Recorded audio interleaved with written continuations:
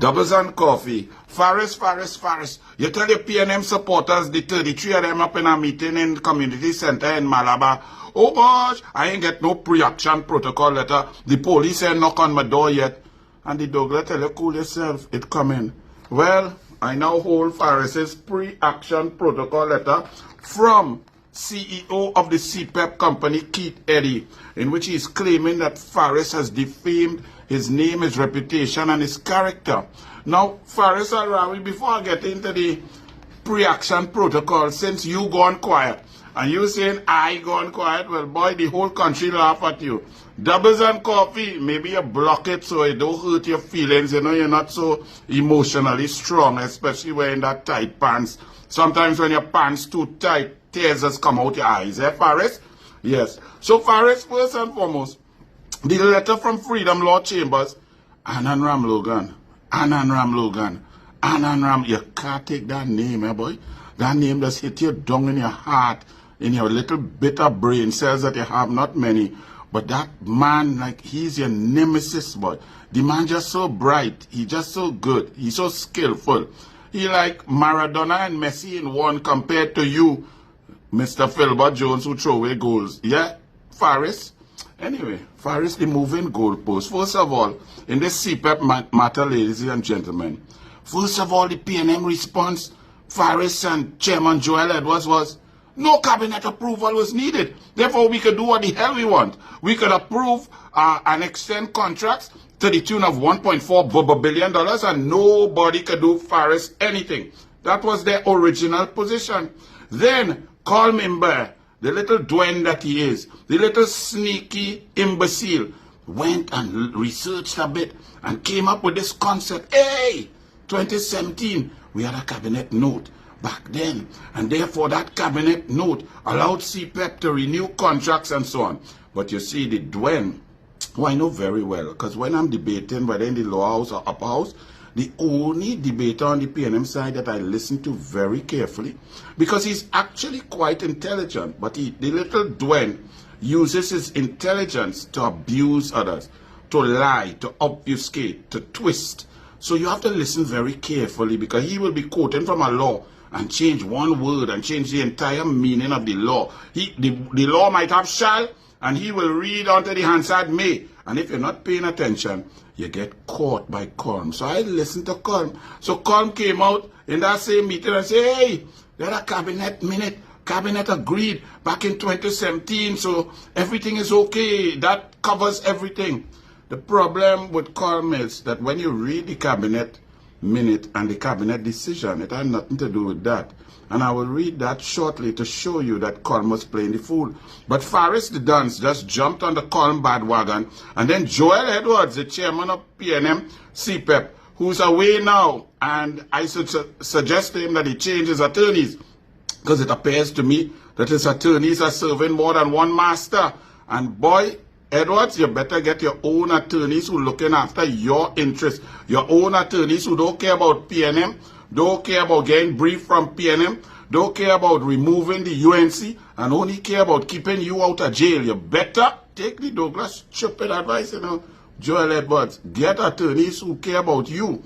Anyway, Joel Edwards, you started to mimic the same stupidity out of the mouth of Faris Al-Rawi, which came out of the little brain of the Dwayne Coleman, and said, well, yes, the 2017 minute that gave us the approval to be able, CPEP could renew contracts and do what they want since 2017.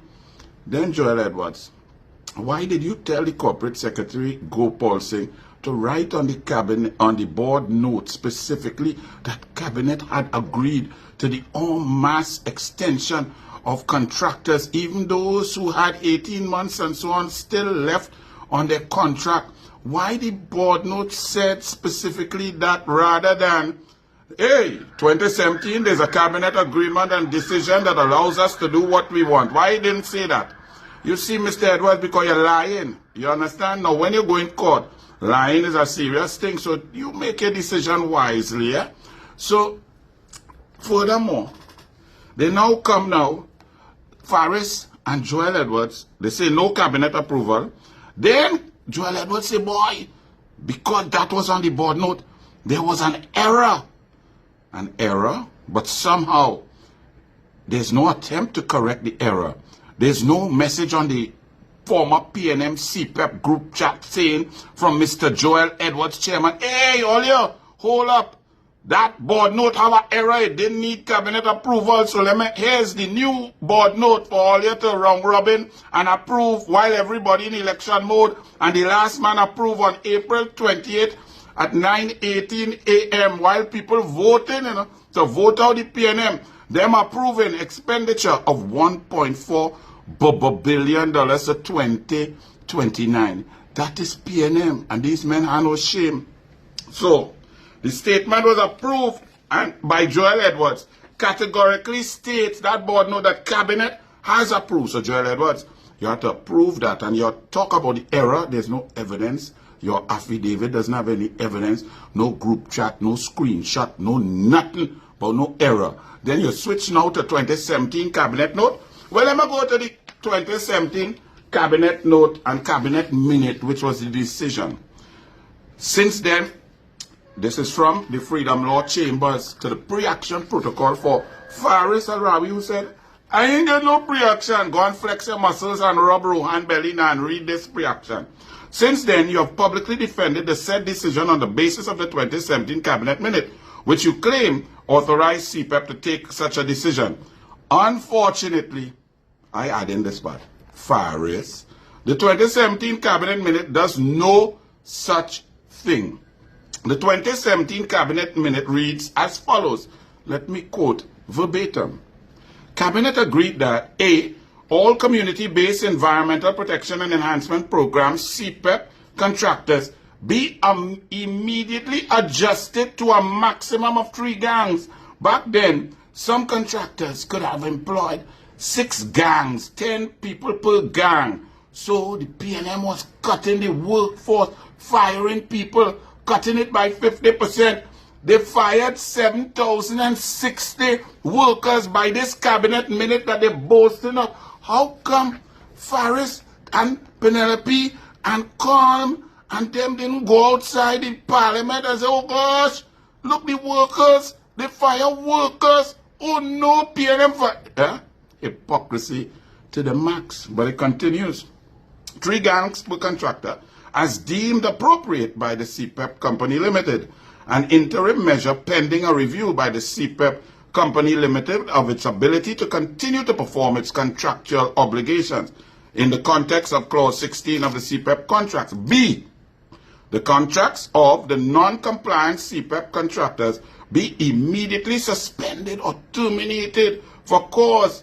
But they didn't know the last one that they brought the first action against the UNC for that had been struck off. They didn't know that company was non-compliant. But here it is. The PNM was striking off companies for non-compliance. C, the contracts of month-to-month CPEP contractors be suspended or terminated as deemed appropriate.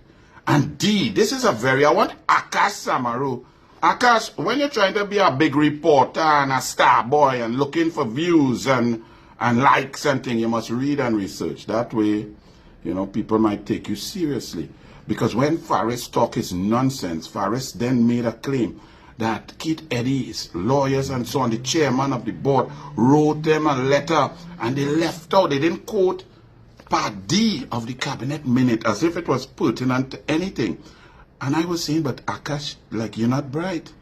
The issue is the en masse renewal of contracts that did not expire. The lesser issue about possibly hiring new contractors, of which, based on the cabinet approval, the PNM could have increased the number of contractors from 12 because they didn't fulfill the entire complement. That was not the issue. That is not the issue. That was never the issue about CPEP's ability to go up the number of contractors up to 360 because they were at 348 or what. That's not the issue. The issue was that the PNM decided and the chairman told the board, told the corporate secretary and all the board members by board note that cabinet had agreed to extend contracts to 2029. Those contracts, some of them that had not expired, that still had life on them, 18 months. that is a brand new decision. That is a brand new commitment. That is a brand new expenditure that required cabinet's approval. And if anyone lied to the board, if anyone lied to the board members, causing them to believe falsely, fraudulently, that cabinet had agreed to the increased expenditure of $1.4 billion, then police will knock on your door. So slow your roll, Faris. Pre-action reach? Police shall reach just now. Joel Edwards, you too. So this part D, that Akash put a whole CNC3 report and said, hey, look, Eddie, he left out this. Wow, Faris might be making sense. Let me read D of Cabinet Minute of 2017 for you all. D, new contractors be introduced in the context of the need to maintain the efficacy of CPEP and its primary aim of environmental protection and enhancement as deemed appropriate. Who cares? That has absolutely nothing to do with this issue.